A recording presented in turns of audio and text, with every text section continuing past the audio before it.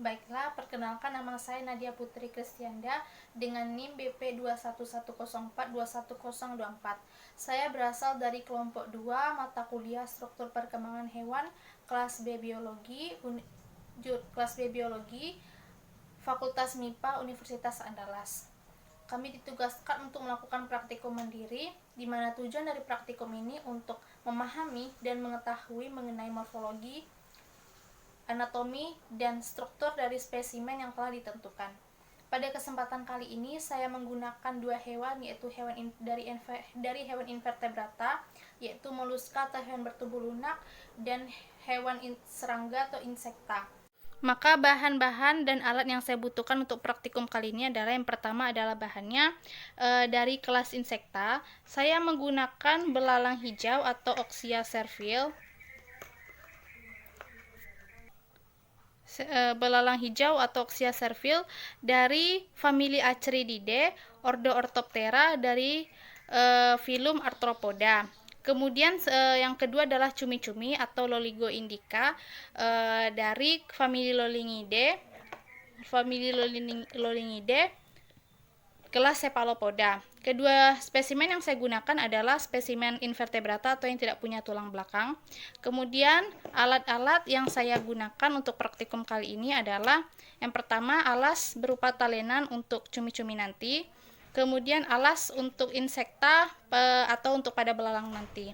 Kemudian saya menggunakan pisau dapur, gunting biasa, pinset, pen tool untuk menancapkan bagian-bagian tubuhnya nanti, lalu panci atau baki biasa. Berikutnya kita akan mempelajari mengenai exoskeleton atau rangka luar pada tubuh belalang, atau kita sebut juga dengan kutikula. Skeleton artinya mumi yang berasal dari bahasa Yunani yang artinya menyelimuti, dan exo artinya keluar, artinya rangka luar. Jadi belalang punya rangka luar yang strukturnya itu kaku dan menebal, yang fungsinya sebagai perlindungan tubuh. Karena di bagian exoskeleton ini melekat sistem sensor dan pertahanan. Exoskeleton sendiri mengandung struktur kitin dan kalsium karbonat. Fungsinya itu membantu mengeluarkan produk limbah, menjaga keamanan organ, dan mendukung pergerakan. Exoskeleton sendiri terdiri atau menyelimuti bagian kepalanya, yaitu seperti matanya, antenanya, mulut.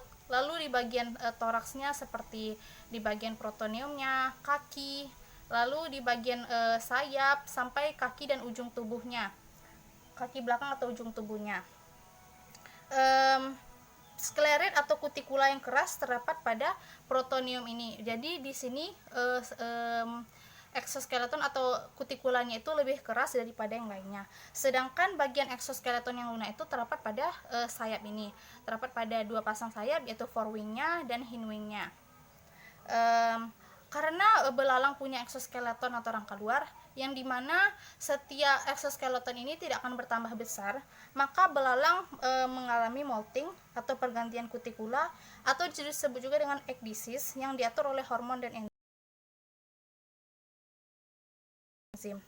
Jadi ketika badan belalang mulai bertumbuh besar, maka akan terjadi molting pada belalang, di mana nanti akan keluar individu baru dari exoskeleton yang lama ini.